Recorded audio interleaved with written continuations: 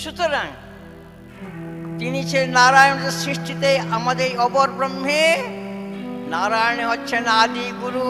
নারায়ণং পদ্মভুবং বশিষ্ঠং শক্ত্রিঞ্চ তৎপুত্র পরাশরং চ ব্যাসং শুকং গৌড়পাদং মহান্তং গোবিন্দ যোগীন্দ্র মথাস শিষ্যম শ্রী শঙ্করাচার্য মথাস্য পদ্মপাদং চ হস্তামলকং চ শিষ্যম তং তোটকং পার্থিককারমণ্যান অস্মদ্গুরুং সন্ততমানতস্মি।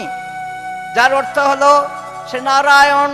নারায়ণের পরে গুরু পরম্পরায় তিনি আসলেন ব্রহ্মা, ব্রহ্মার পর বশিষ্ঠদেব, বশিষ্ঠদেবের পরে শক্তি, পরাশর, ব্যাস, শুক, গৌড়পাদ, গোবিন্দপাদ, শঙ্করাচার্য, হস্তামলকাচার্য, তোটকাচার্য, সুরেশ্বরাচার্য, পদ্মপদাচার্য এবং সচ্চিদানন্দ, নিগমানন্দ গুরু পরম্পরা।